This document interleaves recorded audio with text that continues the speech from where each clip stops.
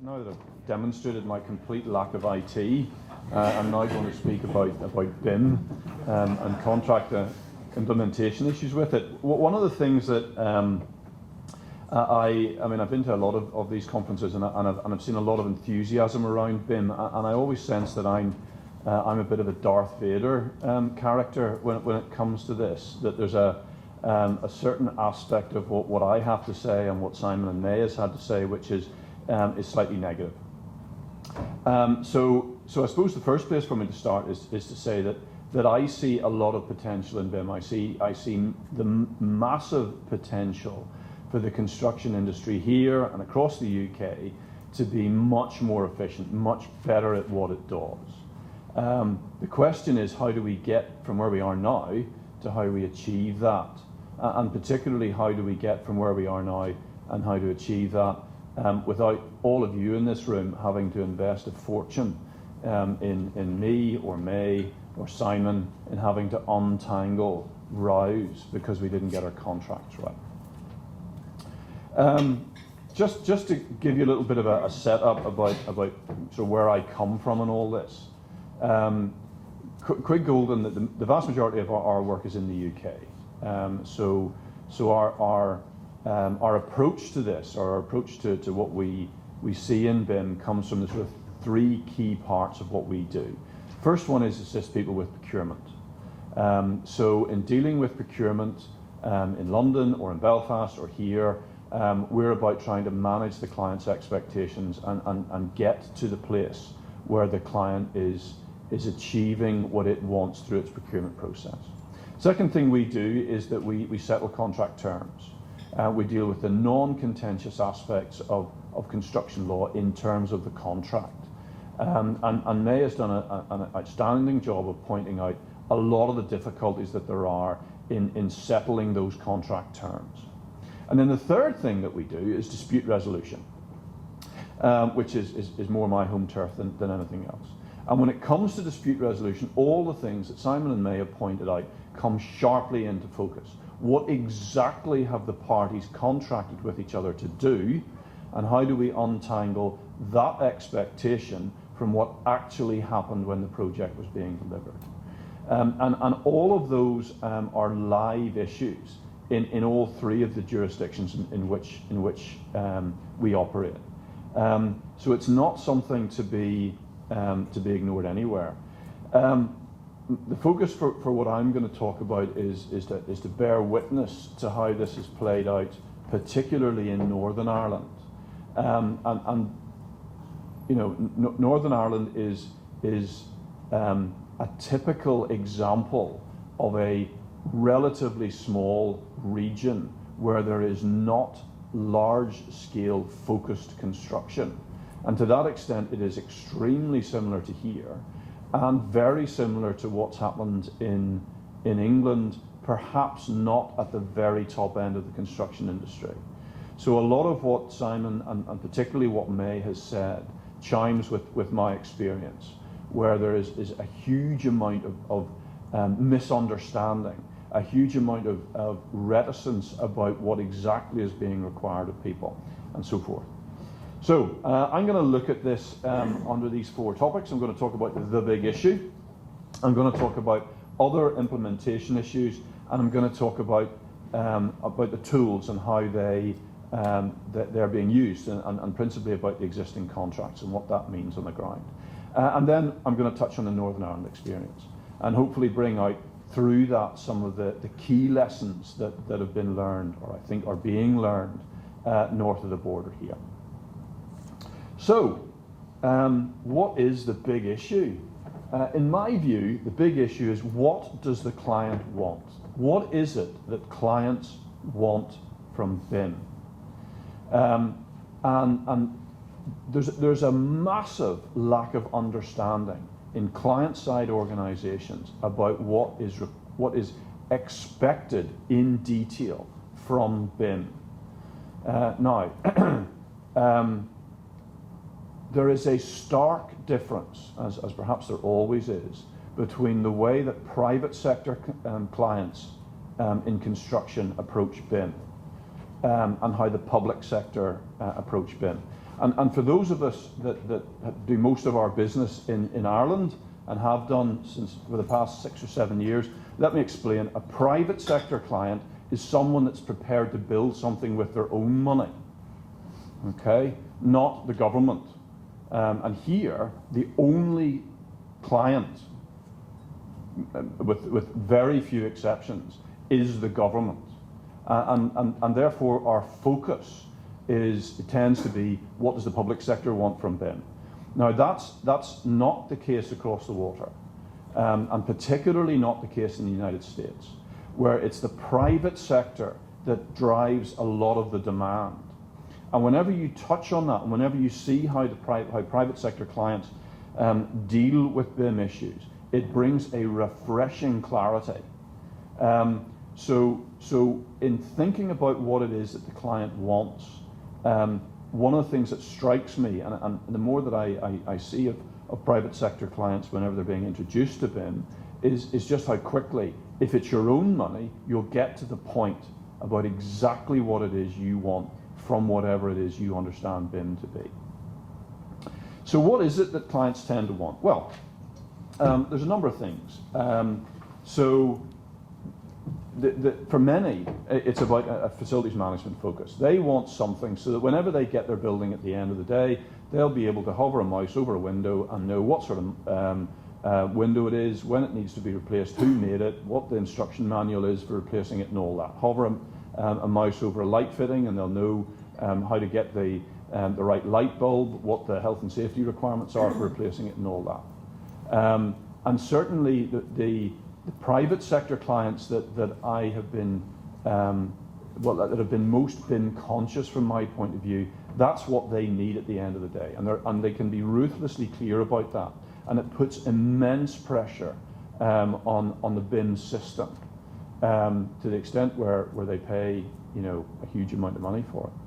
So FM focus, and that brings in an awful lot of data compatibility issues, an awful lot of future-proofing issues, and my experience of that is that the technology just isn't there yet. The extent to which the computer power that's required and the synchronization of the software issues just isn't there yet to deliver the facilities management focus that some clients aspire to. The next thing that people want is lower capex, a lower cost for construction. And that's all about clash detection. It's all about clear design. It's all about assisting the contractor in terms of his temporary work so that he can ensure temporary work speed and programming and programming issues in 4 dimensions.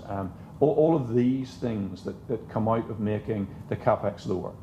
And that's fine as long as it's going to make the capex lower, as long as the construction industry, the builders at the end of the day, can turn that potential into saved money.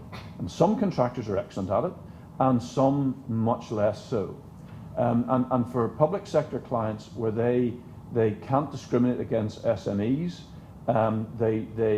they are extremely reticent about investing in thorough design up front, which is a typically Irish experience. Using BIM to lower capex can be a bit of a nirvana, something that's out there but is hard to achieve. And a part of that, I think, is market maturity. What else might a client want? A single point of responsibility. They want to know who to go to poke if their door doesn't open, or if their lights don't work, or if their heating system makes the building too hot.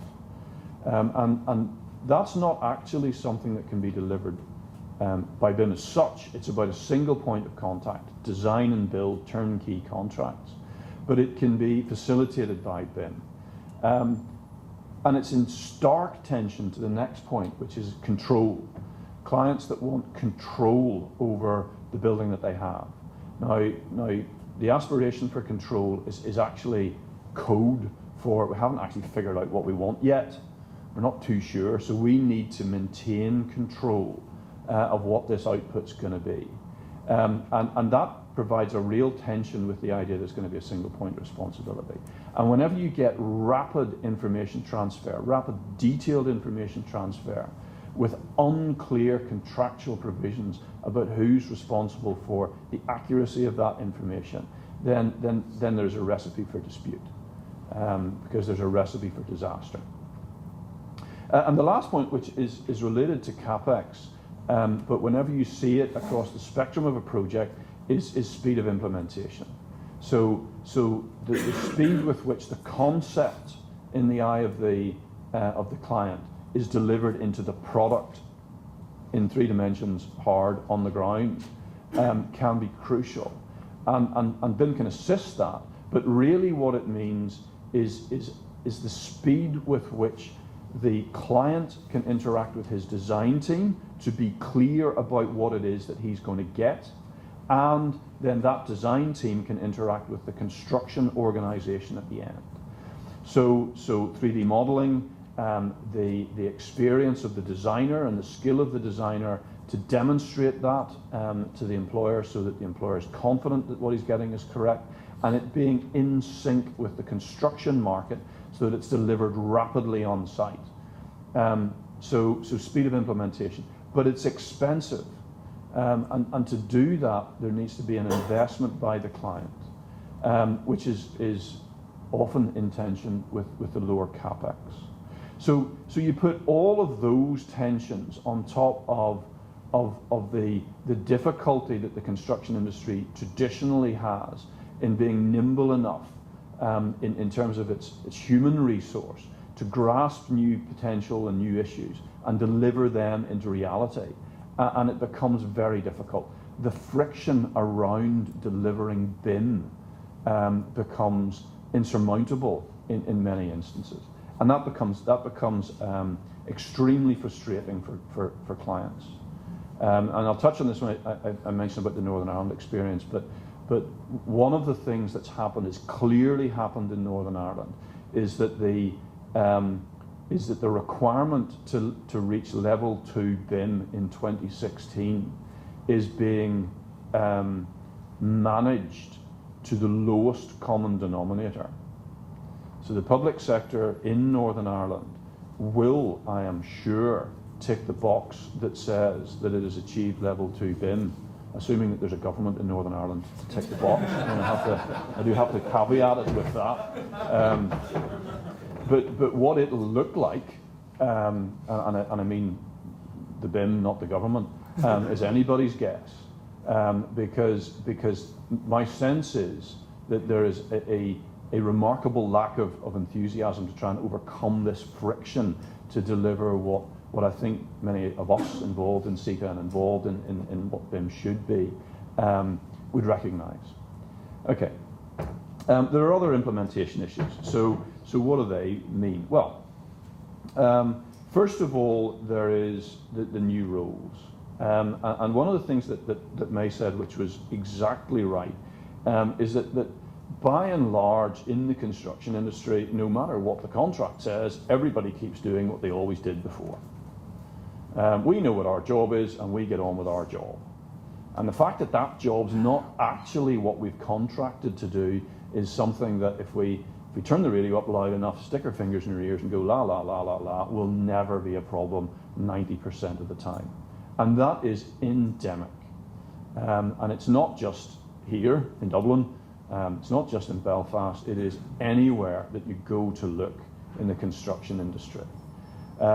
So the new roles and the new responsibilities that the attainment of BIM as we understand it, and I think we some concept of what it looks like, is extremely difficult. It is extremely demanding, and the key points that May brought out in terms of understanding what the liability requirements are, understanding what the deadlines are, understanding what the ownership issues are.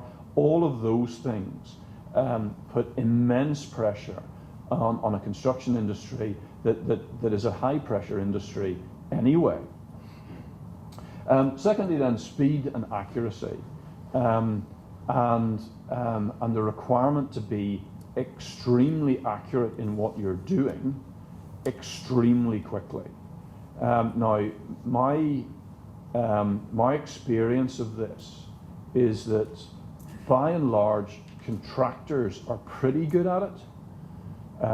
Designers are less good, particularly on the speed side, and client side people, particularly in the public sector, are dire at providing accurate, fast decisions on the things that are required of them. And something that both Simon and May touched on is exactly right. If you have a client that is not keeping up, then all that happens is that the whole machine crashes. And the investment in the client-side organisations, particularly in the public sector, to achieve that, to be able to add the value, to be able to achieve the value that BIM will deliver, is extremely challenging. Not just here, not just in Belfast, but across the board. And then there's the defects and defaults issue. I did mention, as if it was a bad thing, that these problems mean that people have to invest in Simon, May, and me to untangle the issues. I wouldn't like to think that, I wouldn't like you all to believe that that's necessarily a bad thing. I try to make my money as well. Unfortunately, it's just not good for the construction industry. And it causes immense frustration. It causes jackhammers to have to remove concrete. It causes the quality of work to be significantly diluted in the finishes. It causes designers' PI insurance to come under pressure for no particularly good reason, and it causes everyone a lot of headaches. It turns on not just why this happened and who is to blame, but how do we get away from that? How do we make sure that what we expect from people in our supply chain is actually something that they can deliver? Is the market capable of delivering defect-free, default-free BIM in the timescales that we want to achieve? And the education issues around that, I think, are particularly difficult. Okay, so that's implementation issues. A little bit about the existing tools and the existing contracts, which May and Simon have said a lot about. The first point that I'd make is that in terms of the existing contracts, it's not about construction contracts. The construction contracts will be important and will sort themselves out. It's about the consultancy agreements. It's about what is the deal with the designers, the design supply chain, the information management system, and how do those consultancy contracts, and particularly the requirements to demonstrate change, to define the risk of default, to define the ownership of the product, all of those issues are still not resolved. And while we focus our attention, as is natural, because the huge money in the capex of any project is in the construction contract, the real pressure is on the consultancy contracts.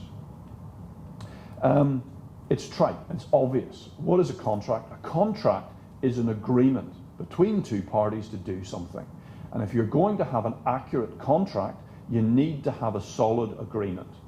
You need everyone, or both parties, to a contract, but also the wider stakeholders, the other people that will be affected by that agreement, to be clear and content with that agreement.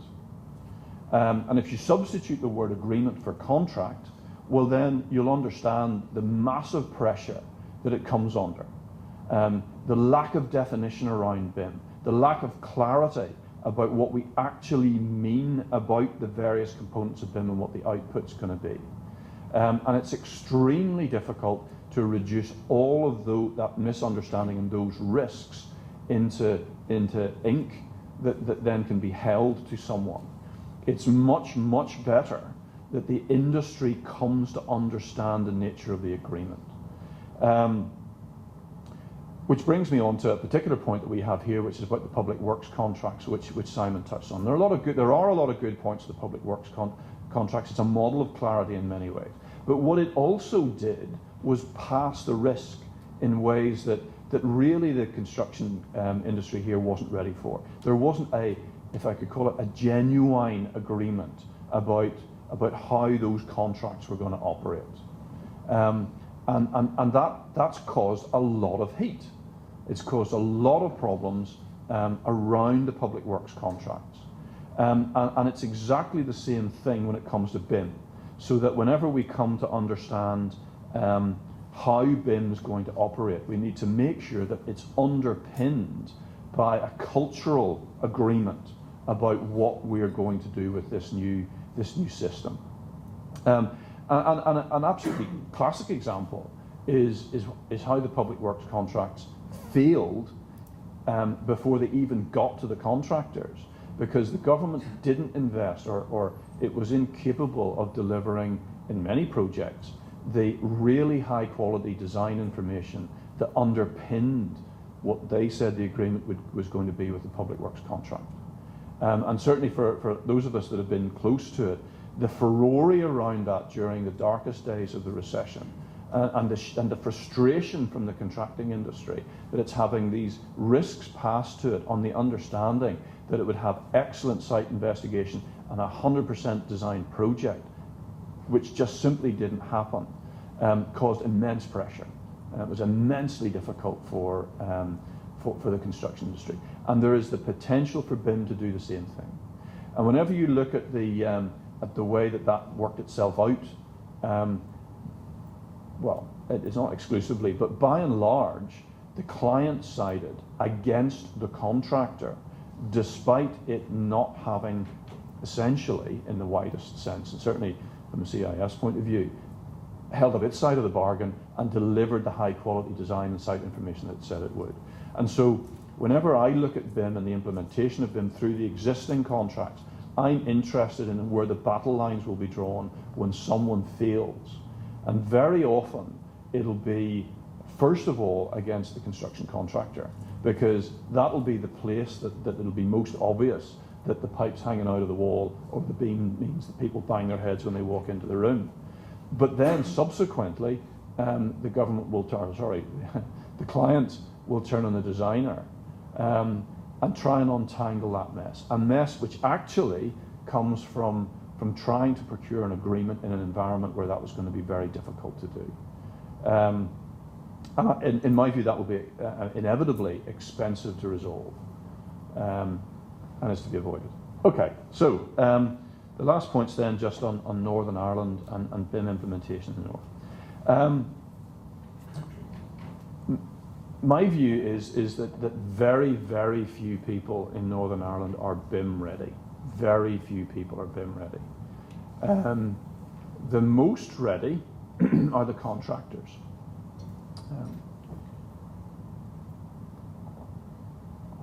In common with here, the flights to England and Scotland on a Monday morning from Belfast are jammed with people with hard hats in their luggage. So Northern Irish contractors, like many contractors here, are gaining experience of what's required of them through the English market, which has a system around BIM that is more advanced than it is in Northern Ireland. So the contractors are further down the line. The design side, the professional practice people are very much not.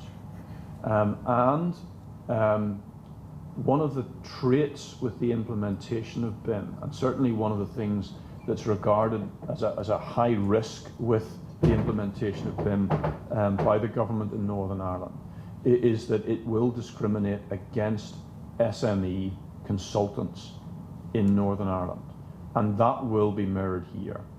If you're part of ARAP or ACOM or some multinational consultancy organization that already has slick BIM systems in its American and its English offshoots, then it is much, much easier for you to bring that to bear in the indigenous market in Ireland North and South. If you are a relatively small consultancy organisation, civil engineering, structural designers, but most particularly architects, you're going to have to invest not just in the hard-edged BIM IT side, which is not cheap, but also in bringing your human resources up to par to cope with the rather uncertain view of what BIM is. And many consultants struggle with that, and few are ready for it. And then finally, very few clients are BIM ready. Very, very few clients are BIM ready. There are certain evangelical souls, but those that work in the public sector tend to be relatively conservative, and they tend to understand the limits of their authority. They don't like the new, for good reason. I mean, there's no upside to risk-taking for civil servants.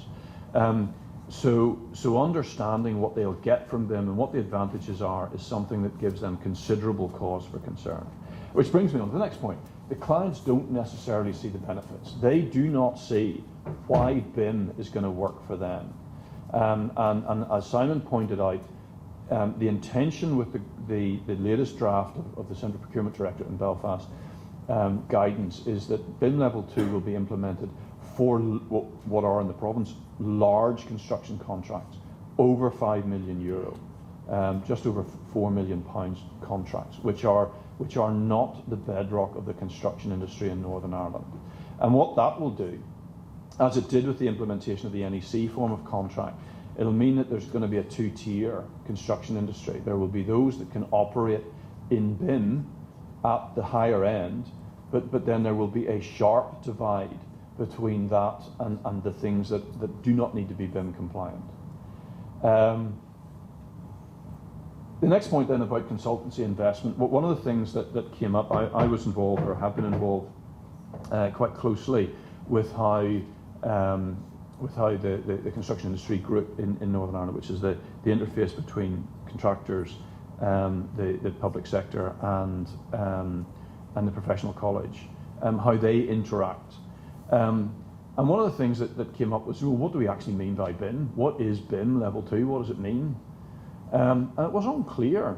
And I pointed out that on one reading of BIM, if you have everything so it's in an Excel spreadsheet and you reduce the drawings to PDF, well, that's all electronic.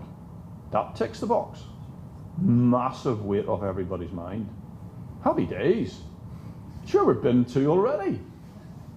And they probably, and if you think about it from that point of view, either from a procurement challenge point of view, so if you're a client and you're saying, we're going to exclude you from a tender process unless you're BIM 2 ready, you have to be absolutely sure that what you say BIM 2 is will stand up in the court and will not particularly will not discriminate against SMEs.